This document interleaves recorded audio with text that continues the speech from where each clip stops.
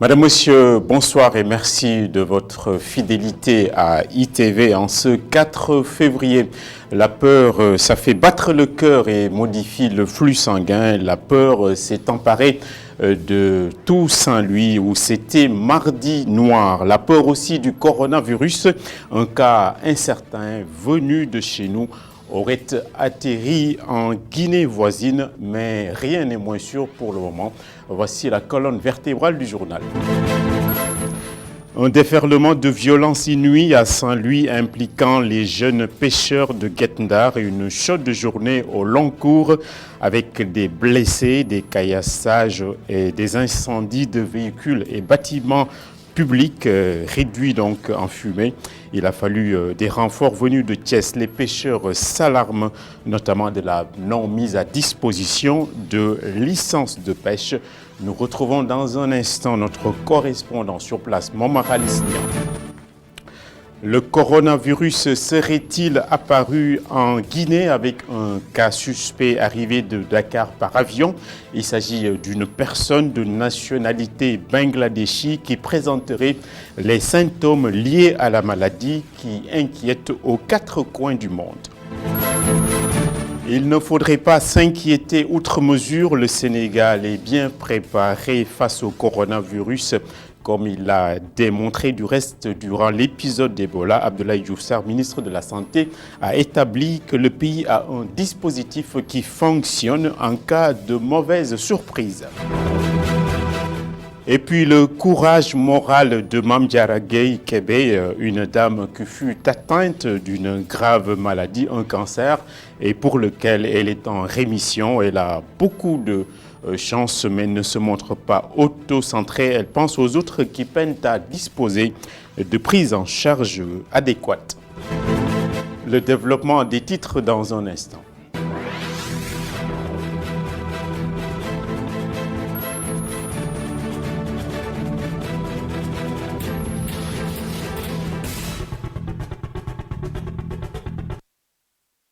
Nous allons donc retrouver dans un moment au cours de ce journal Momar Alisnia à Saint-Louis où la journée était très chaude et les esprits étaient chauffés à blanc. On va donc le retrouver dans un court instant pour nous donner donc toutes ces explications.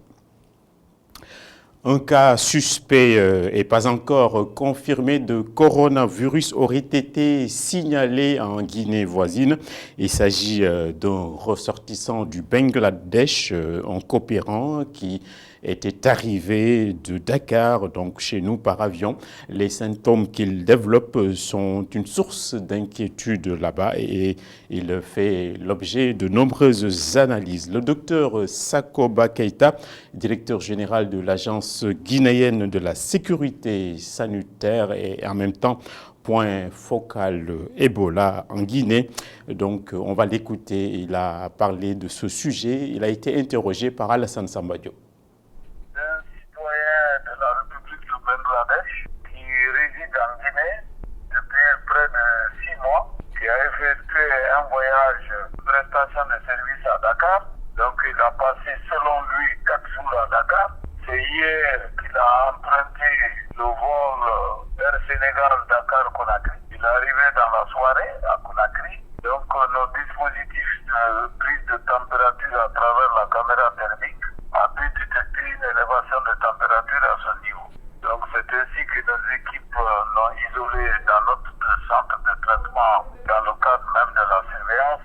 Donc pour le moment on a fait ces examens. Cliniquement il a une infection respiratoire, il tousse et nous avons fait des prélèvements et qui sont en cours d'examen dans un de nos laboratoires qui a des amorces pour confirmer ou infirmer la présence de coronavirus. Donc nous pensons avoir ces résultats au plus tard demain avant 4 heures. Pour le moment,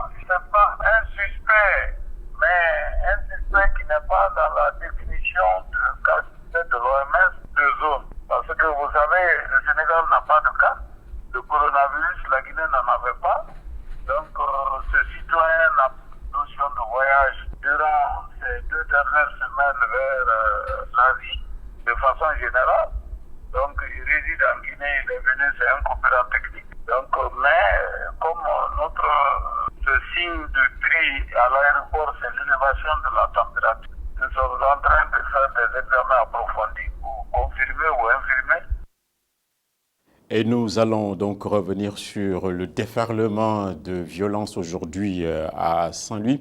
Nous avons en ligne Momar Alicignan, notre correspondant Saint-Louis, donc où aujourd'hui les esprits étaient chauffés à blanc. Ce fut un mardi noir avec donc des violences insupportables. Bonsoir Momar Alice. Est-ce que vous pouvez nous faire le point de la situation exactement et puis nous raconter les dégâts qu'il y a eu là-bas? Oui, bonsoir Hassan. Comme vous l'avez dit, les esprits demeurent toujours surchauffés ici dans la capitale du Nord au niveau de la langue de Barbarie avec ces pêcheurs qui depuis 10 heures ce matin sont en train de s'affronter avec les forces de l'ordre. Pour rappel, ces pêcheurs réclament des licences de pêche qui leur permettraient d'aller chercher le poisson dans les eaux maritimes mauritaniennes. Récemment, lors d'une récente visite, le ministre de la Pêche leur avait promis qu'il avait réglé cette situation, mais malheureusement, dans la semaine, 3 pirogues ont été arraisonnées, ce qui a réveillé le courroux de ces guettariens qui ce matin sont sortis pour bloquer la circulation au niveau du pont Moustapha Malik Gaye. Ils s'en sont également pris à certaines infrastructures publiques, notamment l'hôpital régional avec des voitures de médecins caillassés. La Sénélec également a reçu leur visite avec des dégâts innombrables. Également, des véhicules ont été calcinés. Du côté des blessures, on a enregistré une quinzaine de blessures du côté des forces de l'ordre et plusieurs arrestations. Hassan, jusqu'au moment où nous parlons, ces affrontements se poursuivent. Il y a un fort dispositif sécuritaire avec le renfort du groupement mobile d'intervention de la police qui est venu de Thiès. Également, l'escadron de la gendarmerie nationale. Ils ont quadrillé pratiquement toute la langue de Barbarie, mais cela ne décourage en rien ces pêcheurs qui sont plus que jamais déterminés à en découdre avec ces forces de l'ordre. Merci beaucoup, Momar. Nous allons vous retrouver dans nos prochaines éditions. Le ministre sénégalais de la Santé, nous revenons donc sur le sujet du coronavirus. Abdoulaye Diouf Sarr a fourni des assurances en établissant que le pays était prêt à faire face à toute forme d'éventualité en cas d'intrusion du coronavirus au Sénégal. Il a réagi cet après-midi au micro de Alassane Samba Diop. On va l'écouter. Le Sénégal, dans le passé, s'est remarquablement bien comporté face à l'épidémie d'Ebola.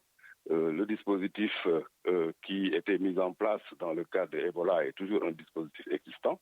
Et donc, le Sénégal sera effectivement donc prêt à mettre en œuvre tout ce qu'il faut pour protéger les Sénégalais. Voilà, il faut savoir que l'épidémie virale est aussi largement traitée dans les médias vernaculaires sénégalais, comme d'ailleurs dans la presse internationale. Les médias en font-ils trop? La patronne et directrice de Radio Chine International analyse que la presse n'exagère rien du tout et qu'il n'y a même pas de discrimination. Voici le reportage à ce sujet de Alun Sarr et Moussa Fall.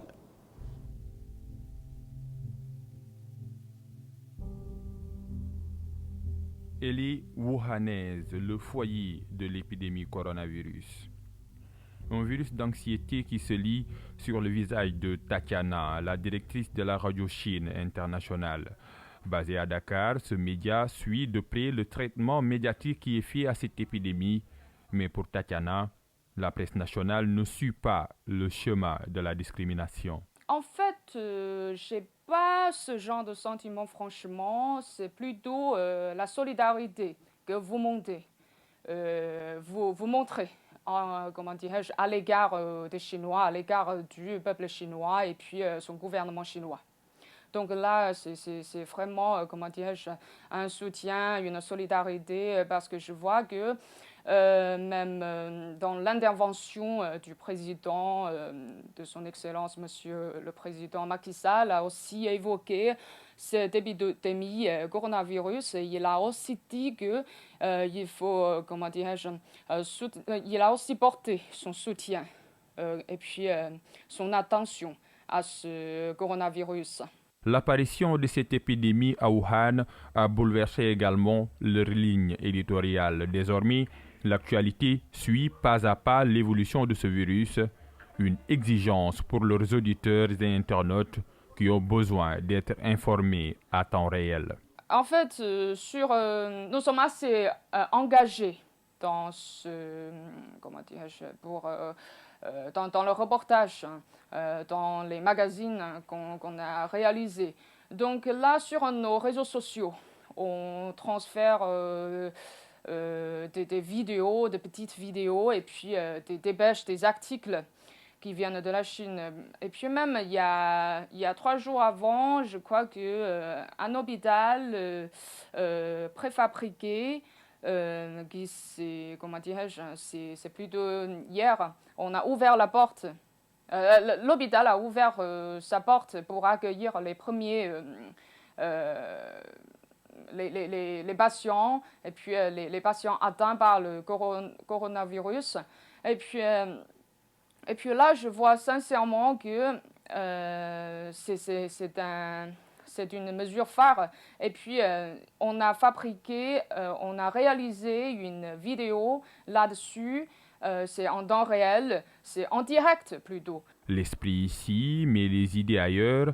À Wuhan, où elle est originaire, Tatiana prend les nouvelles de sa famille, mais elle est rassurée par les mesures prises par le gouvernement chinois pour stopper la poussée de ce virus. Je suis wuhanaise, donc là, mes familles sont là-bas, donc moi quand même, je suis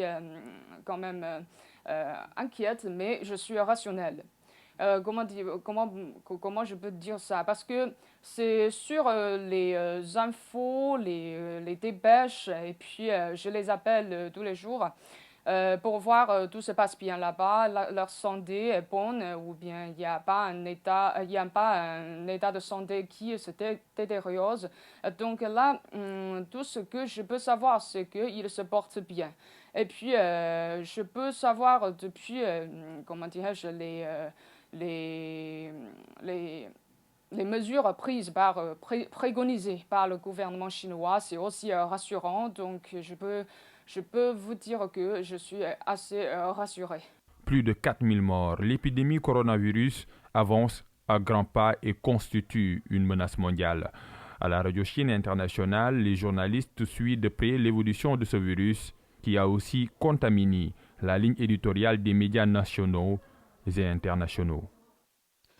La santé doit donc préempter ce journal. Nous allons nous intéresser donc à ce coup de cœur en cette journée consacrée à la lutte contre le cancer, maladie chronique et métabolique à la fois. On s'est donc intéressé à la dame qui s'appelle Mame Diarra, atteinte de la maladie, mais fort heureusement en cours de rémission. Sans doute le courage l'y a aidé. Seulement, elle pointe les coûts exorbitants de la prise en charge, la défaillance du plateau technique au niveau national, malgré la gratuité de la chimiothérapie. Voici le reportage laser d'Abdourahmane Ly ainsi que de Moussa Fall. Longtemps considéré comme la première cause de mortalité dans le monde, le cancer devient à partir de ce moment une maladie très redoutée. D'où l'intérêt de cette journée pour attirer l'attention des citoyens du monde sur la prévention, la détection et le traitement de cette maladie qui touche les cellules de l'organisme. Mame Diarra Gueye Kébé est aujourd'hui guérie du cancer. Elle rend grâce à Dieu selon ses propres mots. Mine heureuse, tout le temps le sourire aux lèvres, elle n'a point envie de se remémorer les moments de sa maladie. Pour elle, le point sur lequel il faudrait s'attarder demeure la prise en charge qui, au-delà de la chimiothérapie qui est gratuite, reste coûteuse. Donc aujourd'hui, une partie a été faite, mais il reste encore du chemin à faire.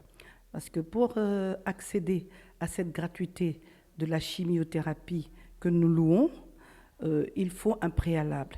Et ce préalable-là reste encore assez lourd pour le Sénégalais lambda.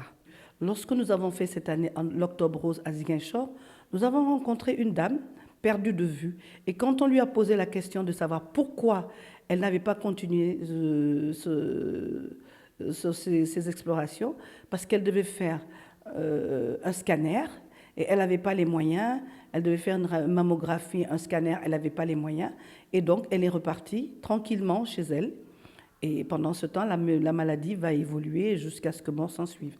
Et ça, c'est un grand problème. Par ailleurs, présidente de l'association Cancer du sein Sénégal, Mame Diarra Gueye Kébé, attache également de l'importance au plateau technique. Pour elle, c'est la seule chose qui bloque le travail des oncologues sénégalais. Moi, je dis, et j'en suis convaincue, parce que j'ai été traitée ici au Sénégal et je me porte bien par la grâce de Dieu. Je dis, le plateau technique reste à faire. Il y a eu des améliorations que nous louons, mais aujourd'hui, si nous avions les mêmes plateaux techniques, plateaux médicaux techniques, matériels et autres, comme en Europe, nous n'aurions plus besoin, au contraire, les malades de la sous-région et ailleurs viendront ici comme ils vont au Maroc, parce que nous avons de très bons médecins. Nous avons même des sommités internationales. Le 4 février, une journée spéciale, un message spécial à l'endroit des malades du cancer. L'association Cancer du sein, à travers ma voix, leur souhaite tout simplement un prompt rétablissement. Et ce que j'ajouterai aussi, c'est que je relance ce fameux cri du cœur que je n'arrêterai pas de lancer à nos autorités. De 2018 à nos jours, plus de 18 millions de nouveaux cas de cancer ont été décomptés. Une maladie qui mérite une attention toute particulière. Fort heureusement, la gratuité de la chimiothérapie enlève une épine du pied. Près de 1820 malades en ont bénéficié au Sénégal, selon la pharmacie nationale d'approvisionnement.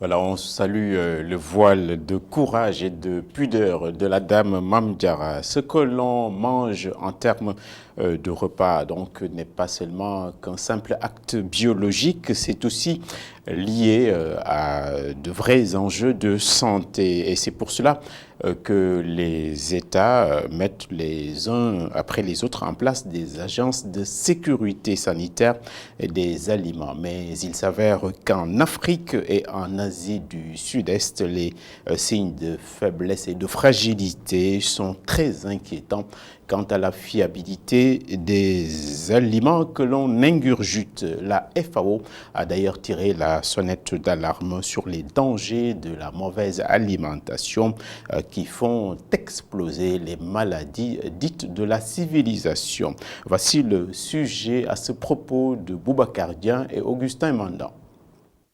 Les maladies d'origine alimentaire sont la cause de nombreux décès dans le monde. D'après les estimations de l'OMS, un tiers de la population mondiale succombe de pathologies en rapport avec la nourriture. L'Afrique et l'Asie du Sud-Est sont les parties du monde les plus vulnérables et les plus exposées. Une étude de l'OMS a révélé qu'environ une personne sur 10 tombe malade et que 420 000 cas des enfants faisaient partie au nombre de 125 000 et que l'Afrique faisait partie des continents les plus touchés avec l'Asie du Sud. Le commerce international accentue les risques de propagation et de diffusion des maladies d'origine alimentaire, d'où l'urgence de contrôler les produits qui entrent dans les marchés. Les autorités aujourd'hui ont la charge de mettre en place des systèmes en matière de garantir la sécurité des aliments qui sont mis sur le marché. Les accords sanitaires et phytosanitaires recommandent aux pays de mettre en place des systèmes de gestion basés sur les risques. L'État doit davantage veiller aux produits de consommation qui pénètrent dans le pays. Au-delà de ça, les consommateurs ont le droit d'être protégés et informés. Il faut qu'on parle aux gens, aux populations. Et donc il y a un troisième point qui concerne la sensibilisation des grandes populations, la sensibilisation au niveau des écoles, des instituts, etc. Et pour ce travail-là, on sera accompagné par les associations de consommateurs et par les autorités compétentes également. Un illustre sociologue de l'alimentation avait prévenu, je cite, « L'individu est ce qu'il mange », fin de citation. Une célèbre publicité va ajouter que bien manger, c'est le début du bonheur, toutes choses qui mettent l'accent sur l'importance vitale de l'alimentation, d'où la nécessité pour tous les acteurs au Sénégal de mettre tout sur la table pour sécuriser les produits comestibles. Nous restons toujours sur ces sujets liés à la prévention avec donc des interactions qui se sont ouvertes à Kolda entre autorités sanitaires et les responsables de l'éducation dans le cadre de la prophylaxie contre les zoonoses, autrement dit les maladies transmissibles de l'animal à l'être humain, parce que le contexte est symptomatique d'un retour en fanfare des pathologies zoonotiques. Donc à Kolda, il y a un plan d'action qui est en train d'être mis en œuvre. C'est ce que nous dit ici Seydou Diatta. Sur les 14 régions que compte le pays, 8 sont concernées par les risques de maladies naturellement transmissibles des animaux à l'homme et inversement. Cette rencontre sur fond de conjugaison des efforts entre dans le cadre de l'élaboration d'un plan opérationnel de communication sur les risques liés aux 6 zoonoses prioritaires au Sénégal. Des études ont montré que y a des maladies qui sont d'origine animale et qui maintenant commence à toucher les hommes. C'est le cas de ces maladies qu'on appelle les maladies réémergentes, qu'on croyait quand même disparues, mais qui commencent à renaître. En moyenne, les 1400 pathogènes qui sont chez l'homme, les 60% sont d'origine animale. Au Sénégal, on a mis l'accent sur 6 maladies prioritaires, à savoir la rage, la tuberculose bovine, l'influenza aviaire, le charbon bactérien. Nous avons aussi la fièvre de la vallée du Rift et l'Ebola. Donc ça, vraiment, c'est des maladies sur lesquelles, au niveau du Sénégal, on met l'accent. Donc il était vraiment question de parler de ces maladies, de faire un peu l'imprégnation et la sensibilisation par rapport à ces maladies. Depuis la nuit des temps, l'homme a toujours été en contact avec le monde animal, mais pour ce souci du danger lié au risque de contamination. Risque d'ailleurs plus élevé au niveau de la zone telle Kolda à cause de sa position géographique. Le risque est là parce que nous sommes dans une région frontalière avec d'autres pays. Nous avons donc la marché de Diaobé qui fait partie de l'un des marchés les plus importants de la sous-région. Et l'affluence donc de cette volaille de manière constante peut provoquer ou bien constituer un risque par rapport à la survenue donc de ces maladies. Ce qu'on veut vraiment promouvoir, c'est la communication préventive. Que les gens prennent les dispositions, que tous les propriétaires de chiens aient le réflexe de vacciner leurs chiens contre la rage. Au sortir de cette rencontre, les acteurs seront en mesure de mettre à la disposition de la région un document synonyme de feuille de route par rapport à la communication sur les zoonoses prioritaires. C'est une bénédiction. Le Sénégal sera bientôt pays producteur de pétrole et dans cette perspective, le réseau des laboratoires d'idées du Sénégal a lancé sa première journée scientifique sur la thématique de la gouvernance des ressources pétrolières et gazières.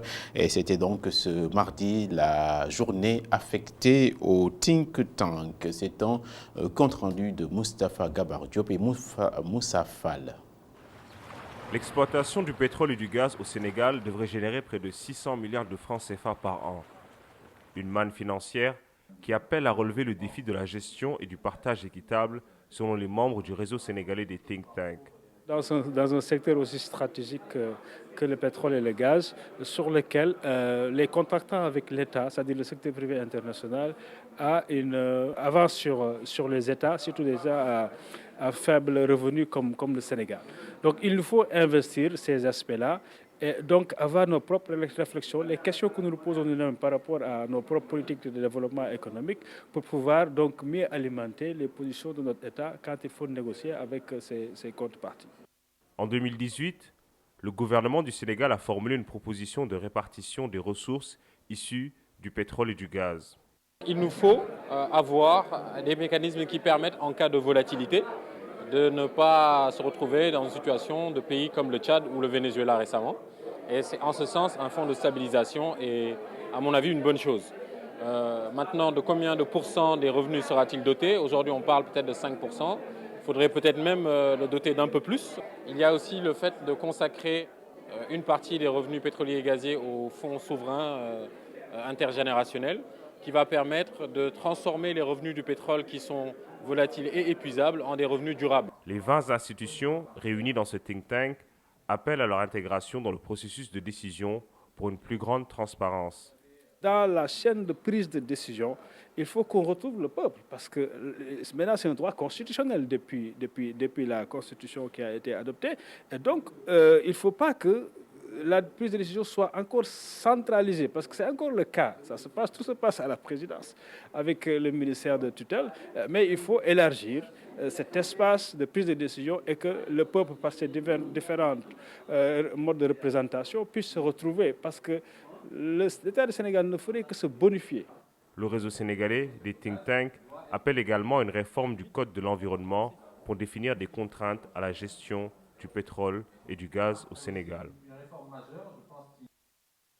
Nous faisons toujours de l'esprit en vue de ce symposium international en hommage au professeur Samir Amin, donc symposium qui se prépare, c'est prévu dans une semaine, c'est-à-dire le 10 février. La rencontre sera axée sur les moyens de gestion de la crise du système mondial. Quelle réponse pour les pays du Sud? Il s'agira donc de 3 jours d'échanges et de délibération entre chercheurs pour décortiquer les thèses d'obédience marxiste de Samir Amin. Cheikh Hassan Affal et Bachir Sow développent le sujet. Ce sont les États-Unis, l'Europe et le Japon qui fabriquent la mondialisation et on demande aux autres de s'y ajuster. Le projet souverain est un projet qui renverse ce rapport et dit non, nous partons de nous-mêmes et nous vous demandons, nous vous contraignons, vous, à vous ajuster à ce dont nous avons besoin. Il n'a jamais été pour le rapport de domination des États capitalistes avec le reste du monde, surtout avec l'Afrique. La pensée et les idéologies du professeur Samir Amin restent toujours bien vives chez ceux qui l'ont côtoyé.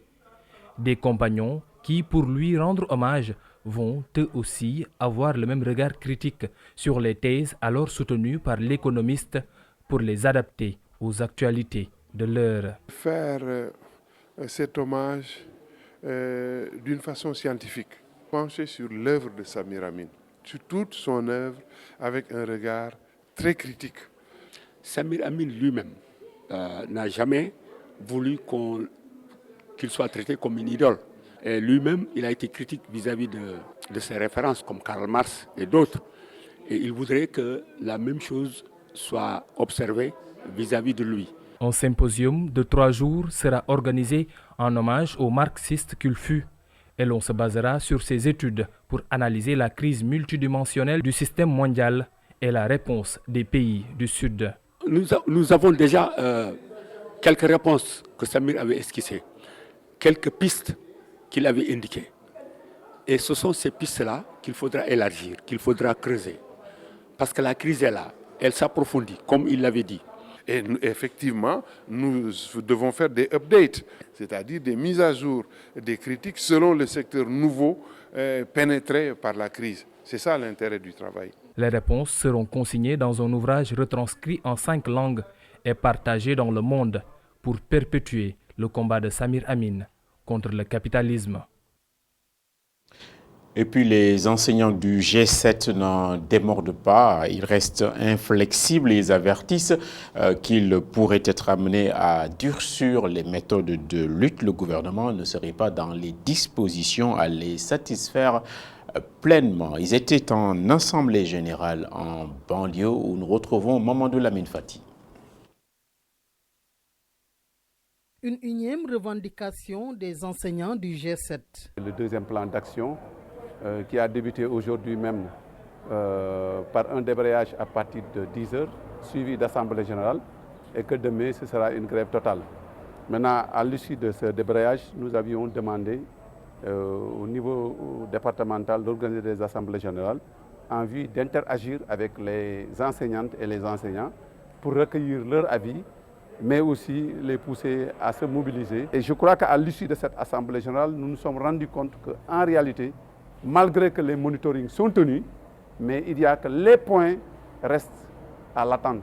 Et c'est pourquoi la question des lenteurs est toujours là. Et ce que nous attendons du gouvernement, c'est le parachèvement de la dématérialisation pour permettre en tout cas aux enseignants qui sont dans la profondeur du Sénégal et qui malgré les difficultés auxquelles ils sont confrontés, parviennent à réussir à leur examen, soient vraiment actés et puissent connaître un avancement dans leur corps d'achoppement.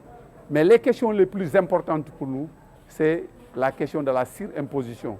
Tous ceux-là qui ont obtenu des rappels se sont vus, en tout cas, ponctués par des coupures inexplicables. Et cela, quand même, est inacceptable. L'autre question, qui est une question aussi importante pour nous, c'est la question de la problématique de l'enseignement arabe. Nous pensons que quand même il faut prendre cette dimension à sa juste valeur. Le non-respect des accords par l'État pousse les enseignants à durcir le ton. On a évalué et nous nous disons que si l'État ne se hâtait pas le pas pour régler ces problèmes tantôt évoqués, il est évident que nous allons vers un troisième plan et qui va être corsé. Et c'est ça la demande de la base. La base nous demande vraiment d'aller vers un plan d'action beaucoup plus corsé. Ne même pas exclure la rétention, en tout cas des notes. Mais tout dépendra en tout cas de l'évaluation que nous ferons à l'issue de cette assemblée nationale. La plénière sera convoquée et nous évaluerons. Et si tant est que aujourd'hui la majorité est pour que l'on puisse aller vers cette forme de lutte, je crois que, Inch'Allah, nous y... De meilleures conditions sociales et de travail, c'est ce que réclament les enseignants du G7. Ils n'excluent pas de passer à une vitesse supérieure si l'État ne réagit pas. L'école de Samsam 3 de Diamaguène Sicap Mbao est toujours inondée, donc elle garde toujours les pieds dans l'eau. Une situation ubuesque pour le corps enseignant ainsi que les parents d'élèves qui commencent d'ailleurs à retirer les enfants de cette école. Les responsables de l'éducation sont directement interpellés. Mamadou Lamine Fati. Au stagnante des classes abandonnées, l'état de délabrement de l'école Samsam 3 de la commune de Diamaguène Sicap Mbao est innommable. Il ne reste plus que 6 classes sur les 17 que comptait l'école. C'est une école qui a été créée en 1994. Donc de 1994 à 2005, donc l'école est passée de 3 à 17 classes. Donc c'est à partir des inondations donc, de 2015 qu'on a commencé donc, à perdre donc, les classes. Donc on est passé donc de 17 classes maintenant à 6 classes qui fonctionnent. Des conditions de travail très difficiles pour les enseignants avec les moyens de bord. Vu les conditions, comme vous le constatez, l'école est inondée. Et de sur ce, concernant l'État, il n'y a rien qui a été encore fait. Les conditions sont extrêmement difficiles. Vu l'hygiène, vu le support, il y a beaucoup de problèmes.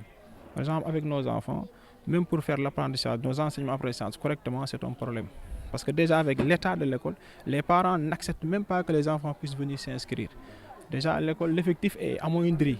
Une école qui comptait 17 classes, aujourd'hui c'est avec 6 classes, donc c'est des problèmes pour le bon fonctionnement de l'école. Les parents dénoncent l'état de l'environnement qui n'est pas sain pour leurs enfants. La situation que nous vivons au niveau de l'école, comme je l'ai dit, l'école, au niveau des classes, les classes étaient pleines d'eau.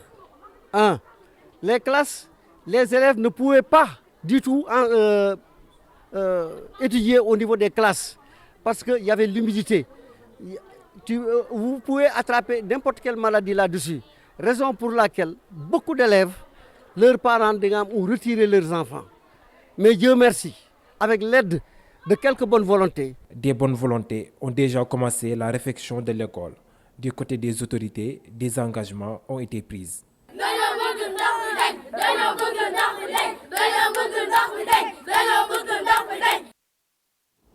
Et retour à Saint-Louis avant de boucler ce journal, il se trouve qu'il y a là-bas des développements où le siège de l'OMVS a été attaqué puis incendié. Et dans ce cas, il est donc de bon ton de retrouver Momar Alisnian pour nous en parler. Momar, ce qui se passe là-bas donc ce soir et aujourd'hui, c'est quand même gravissime.